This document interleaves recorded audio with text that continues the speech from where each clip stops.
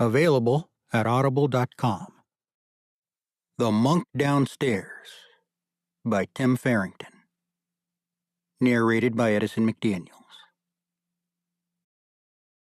Rebecca woke in the dark from a dream of being back in high school, electric with anxiety at some fiendish algebra test complicated by nakedness and no pencil, and instantly, acutely conscious not only that she was in bed with a man for the first time in literal years, but that the man was praying. The bedside clock, level with her nose, read 4:06 in glowing red numerals. She wasn't sure exactly how she knew that Mike was even awake. His breath was steady and even, spooned up against her back, with one arm draped gently around her ribs and the back of his big hand brushing against her breasts. His posture was that of a sleeping, seated lover. But it was as obvious to her as if he were reading under the covers with a flashlight that he was absorbed in prayer. Rebecca wondered what the etiquette was for such an unprecedented situation. She would have liked to have gotten up and gone to the bathroom, but that seemed rude, if not sacrilegious. Perhaps she should pray herself? But all she could manage was a variation on a thought she had had the night before, seeing her careworn hand resting on Michael Christopher's chest, that she needed badly to get her nails done. The weird simultaneity of the longing for prayer and for a manicure produced a sort of hybrid in her still sleepy mind, with sprawling imagery of holy polish sliding down hands folded into the supplicatory steeple, of crimson fingertips waving in the air to dry their lurid plea, and red blobs of inept prayer blossoming like measles on the nearest stainable surface. Another botched makeover, in short. She'd never been particularly good in churches or in beauty shops. She needed her beautician, a deft Vietnamese woman with a firm grip, an emery board, and a brushstroke like Matisse to make her hands presentable at all, and God knows what it would take to get her prayer life in shape. Mike stirred, and Rebecca felt the hand across her ribs ease subtly upward to cup her breast.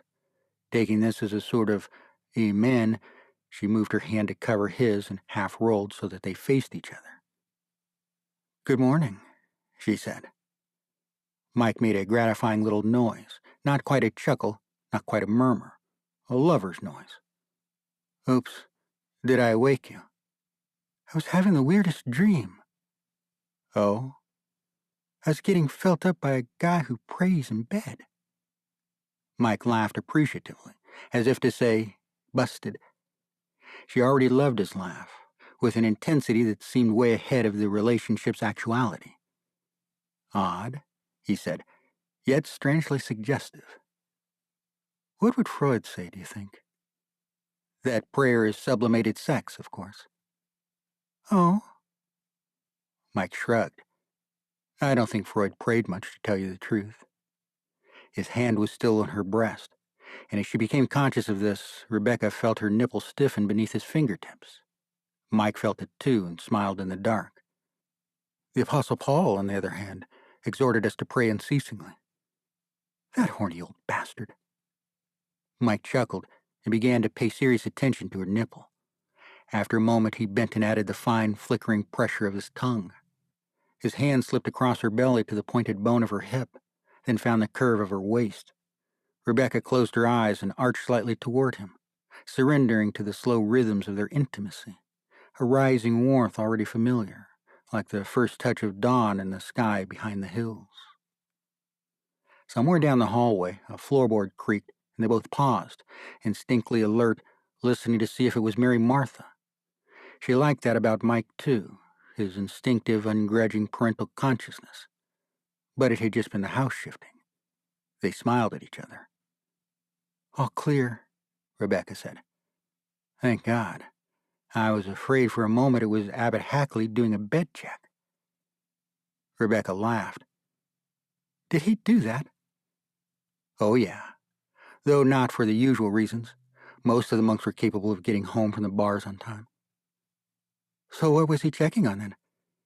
Mike shrugged and traced his finger thoughtfully along the line of her collarbone, and then down between her breasts. Rebecca thought for a moment that he was going to just let the question go unanswered, but at last he conceded, "He wanted to make sure I wasn't praying." She smiled uncertainly. "You're kidding, right?"